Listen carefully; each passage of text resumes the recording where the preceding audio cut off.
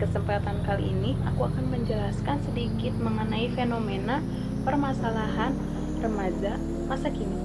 Video ini dibuat untuk memenuhi tugas mata kuliah psikologi, pendidikan, dan bimbingan.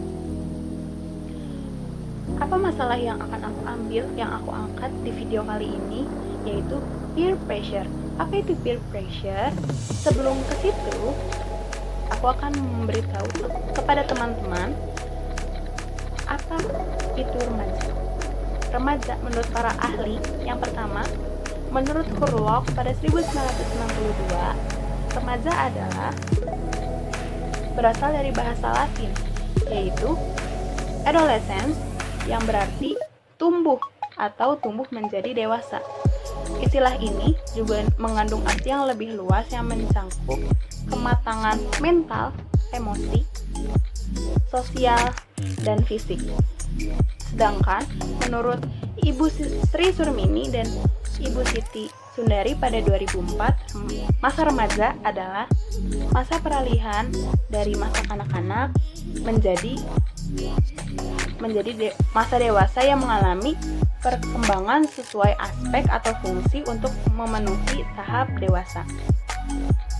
Tahap remaja ini dibedakan menjadi 3. Yang pertama, masa remaja awal, remaja tengah, dan remaja akhir. Pada usia berapakah ketiga masa ini? Yang pertama, masa remaja awal pada umur 12 sampai 15 tahun. Yang kedua, pada umur 15 sampai 18 tahun. Yang terakhir, pada umur 18 sampai 21 tahun. Selanjutnya, aku akan menjelaskan apa itu peer pressure. Menurut psikolog anak dan keluarga, Ibu Ana Surti Aryani mengatakan peer pressure ini juga menjadi masalah yang terjadi di kalangan remaja. Apa itu peer pressure?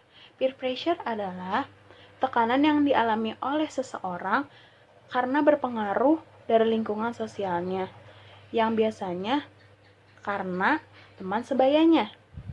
Mulai dari tekanan dalam memilih mana yang baik untuk dia dan untuk pertemanan dengan mereka, yang berdampak pada gaya hidup sang anak.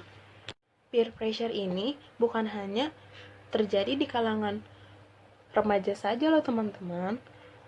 Peer pressure ini juga terjadi di kalangan orang dewasa, di mana mereka menginginkan lebih baik dari orang lain agar pertemanan mereka dapat berlangsung dengan baik tanpa harus dia dibandingkan dengan orang lain.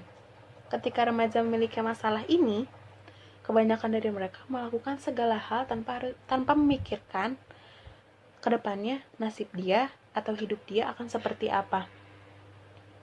Hanya karena omongan teman, perkataan temannya yang bisa mengubah jati diri dia. Kejadian ini sering terjadi di kalangan pertemanan remaja. Salah satu contohnya adalah ketika di satu kelas kita berteman dengan si A. Si A tidak suka dengan si C. Si A ini menghasut kepada kita agar menjauhi si C, tapi kita malah mendekati si C. Nah, ini menjadi sasaran empuk kalian itu. Maksudnya adalah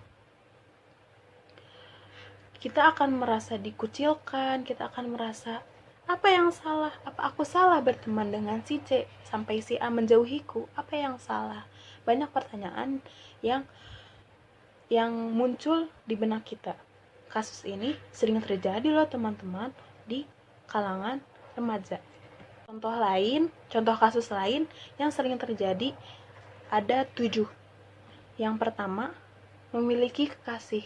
Ini sudah ini ya, dengan kita melihat teman kita yang sudah memiliki pasangan, ya pacaran lah ya, kita akan berusaha agar kita bisa memiliki pasangan juga.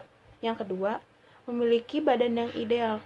Dengan melihat tubuh teman kita yang ideal, yang bagus gitu, kita akan berusaha dengan apapun, kita akan berusaha dengan apapun. Yang ketiga, suka berolahraga. Ya, ini positif ya teman-teman. Kasus peer pressure ini, karena dengan kita suka berolahraga dapat nilai plus untuk tubuh kita. Yang keempat, memiliki kulit putih. Maksudnya apa gitu? Banyak sekarang yang dikucilkan berdasarkan warna kulit loh. Kalau kita nggak mau berteman dengan si A karena kulitnya sawo mateng gitu, kita nggak mau berteman dengan si B karena kulit dia gelap daripada kita gitu. Itu salah teman-teman, itu yang negatif.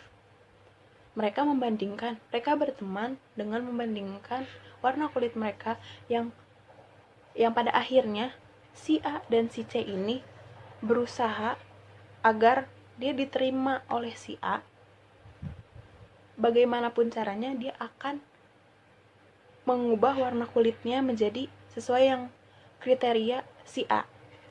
Yang kelima, suka nongkrong. Ini sudah, ya kalau nggak nongkrong bukan remaja pada saat inilah gitu. Yang keenam, mengikuti arah fashion. Kita harus ada beberapa remaja yang memiliki pakaian yang bermerek lah, yang mahal, dan kita merasa aku juga bisa kayak dia, dan berusaha mencari uang. Kalau mencari uangnya dengan hal yang positif, tentu itu bagus. Kalau mencari uangnya dengan hal yang negatif, maksud dalam artian meminta uang jajan lebih kepada orang tua, itu menjadi negatif teman-teman.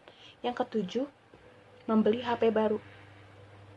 Nah, ini juga sering terjadi di kalangan remaja. Ketika melihat temannya, wah si A punya HP baru nih, HP brand ini gitu ya. Wah si B punya brand HP yang dengan brand yang ini.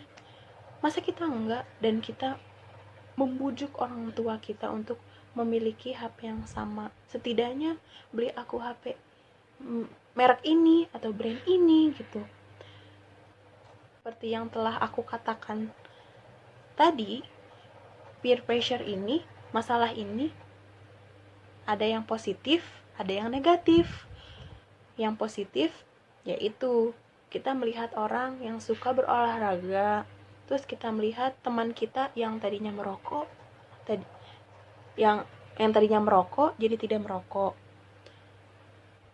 dan mementingkan kesehatan kita. Yang negatif yang telah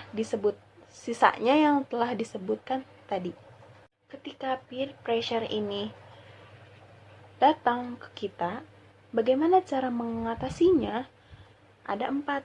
Yang pertama, kenali diri Anda. Kenali dulu kamu tuh seperti apa. Untuk bagaimana cara kita mengetahui peer pressure yang datang ke kita itu positif atau negatif, yaitu kita perlu memilah, kita mau mengambil peer pressure yang positif atau yang negatif,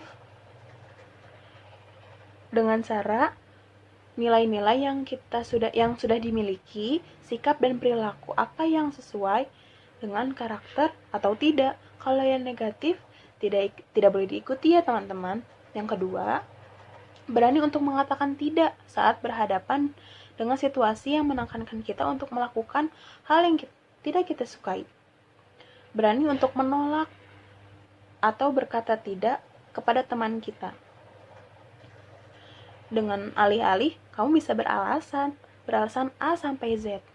Yang ketiga, validasi diri untuk berani mengatakan tidak tanpa kita harus memberitahu alasan A sampai Z.